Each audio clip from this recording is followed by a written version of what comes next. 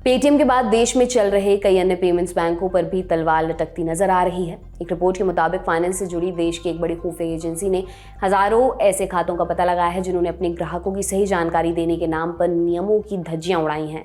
अब खबर आई है कि आरबीआई इन पर भी शिकंजा कस सकता है। शक है कि इन खातों से बड़े पैमाने पर संदिग्ध लेन देन किए गए, मनी लॉन्ड्रिंग को अंजाम दिया गया। आज की खर्चा पानी हम इसी पर विस्तार से बात करेंगे। National highway authority of India NHAI की तरफ से पेटीएम को एक बड़ा झटका भी दिया गया है। जानेंगे कि किन 32 बैंकों को फास्टैग रिचार्ज करने के लिए अधिकृत किया गया है। इसके अलावा जानेंगे कि आरबीआई ने पेटीएम पेमेंट्स बैंक को सेवाएं जारी रखने के लिए समय सीमा कब तक बढ़ा दी है। नमस्कार, मेरा नाम दिव्यांशी सुमराव है। आप देख रहे हैं दी लंदन टॉप का डेली फाइनेंशियल बुलेटिन खर्चा पानी। पेटीएम पेमेंट्स बैंक का संकट अभी खत्म भी नहीं हुआ है। आरबीआई कथित तौर पर कुछ ऐसे दूसरे पेमेंट बैंकों पर कार्रवाई करने की तैयारी में है। इकोनॉमिक टाइम्स की रिपोर्ट के अनुसार पेटीएम पर एक्शन के बाद भारतीय रिजर्व बैंक मनी लॉन्ड्रिंग पर अंकुश लगाने के लिए रेगुलेटरी नियम कायदों का पालन कराने के लिए और अधिक पेमेंट बैंकों की जांच कर रहा है। रिपोर्ट के अनुसार फाइनेंशियल इंटेलिजेंस यूनिट यानी FIU ने लगभग 50,000 बैंक खातों का पता लगाया है जिनके पास सही नो योर कस्टमर यानी KYC डॉक्यूमेंट नहीं है। इस वजह से फाइनेंशियल इंटेलिजेंस यूनिट को मनी लॉन्ड्रिंग का शक पैदा हो गया है। इनमें से 30,000 खाते पेटीएम पेमेंट्स बैंक से जुड़े हुए थे। अब बाकी खातों की अलग से जांच शुरू की जा रही है। ET की रिपोर्ट में कहा गया कि FIU ने पहले ही भारतीय रिजर्व बैंक को इस बारे में काफी विस्तार से रिपोर्ट भेज दी है। हालांकि आरबीआई ने इस बारे में अतिरिक्त जानकारी भी मांगी है। इकोनॉमिक टाइम्स की रिपोर्ट में कहा गया कि पेमेंट बैंकों की कुछ प्रमुख चूकों में संदिग्ध लेन देन की जांच करना, KYC दस्तावेजों में खामियां और एक पैन नंबर पर इस्तेमाल करके कई खातों का रजिस्ट्रेशन कराना शामिल है। FIU को 31 मार्च तक आरबीआई को इस बारे में एक डिटेल्ड रिपोर्ट सौंपने के लिए कहा गया है। एक वरिष्ठ सरकारी अधिकारी ने ET को बताया 1,75,000 अकाउंट्स ऐसे थे जिन्होंने नियमों की धज्जियां उड़ाई हैं। इनमें से 50,000 खाता धारक ऐसी गतिविधियों में लगे हुए थे जिन पर शक है कि इन खातों का इस्तेमाल मनी लॉन्ड्रिंग के लिए किया जाता है। अधिकारी ने आगे कहा कि पेटीएम पेमेंट्स बैंक पर FIU रिपोर्ट 4 महीने पहले आरबीआई को दी गई थी। पेटीएम बैंक द्वारा उल्लंघन की सूची केवल KYC उल्लंघनों तक सीमित नहीं है बल्कि इसमें अन्य अनियमितताएं भी शामिल हैं। अब FIU ने अन्य पेमेंट बैंकों में अपनी जांच का दायरा बढ़ा दिया है और prevention of money laundering act यानी कि PMLA की धारा 13 के तहत जानकारी मांगी है।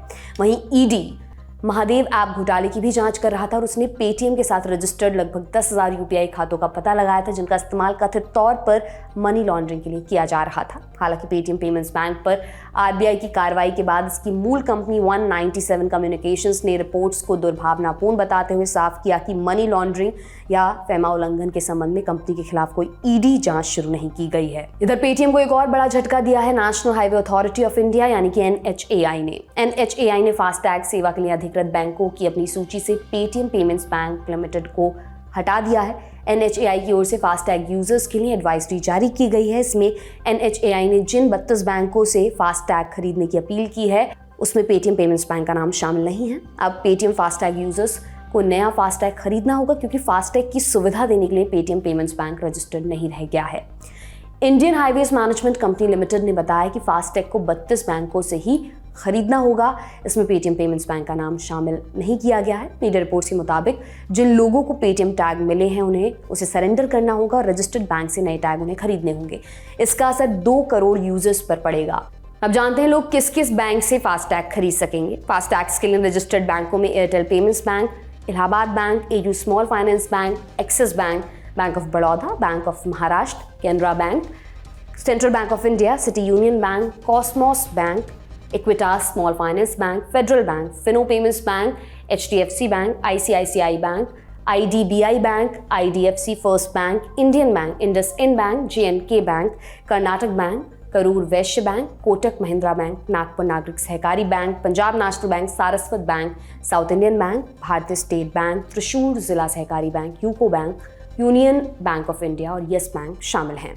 इस बीच शुक्रवार 16 फरवरी को पेटीएम को लेकर बड़ा अपडेट भी आया है। भारतीय रिजर्व बैंक ने पेटीएम पेमेंट्स बैंक को ग्राहक खातों में जमा क्रेडिट लेन देन और टॉपअप रोकने के लिए दी गई समय सीमा 15 दिन और बढ़ाकर 15 मार्च 2024 तक कर दी है। आरबीआई की ओर से जारी बयान के मुताबिक 15 मार्च 2024 के बाद किसी भी customer account, prepaid instrument wallet, FASTag, national common mobility card आदि में कोई और डिपॉजिट या क्रेडिट ट्रांजैक्शन या टॉपअप की अनुमति नहीं दी जाएगी। आरबीआई ने पेटीएम से साझेदार बैंकों के पास जमा ग्राहकों की राशि को बिना किसी दिक्कतों के निकालने के लिए भी कहा है।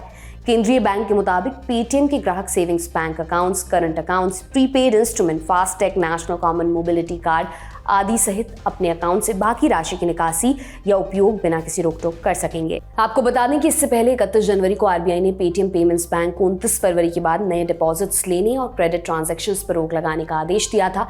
पेटीएम के पेमेंट्स बैंक में कई गड़बड़ियां पाई गई हैं। इस मामले के जानकार सूत्रों के मुताबिक लाखों अकाउंट्स के केवाईसी नहीं हुए थे, कई लाख अकाउंट्स का पैन वैलिडेशन फेल हो गया था और कई सौ खातों का एक ही पैन नंबर था।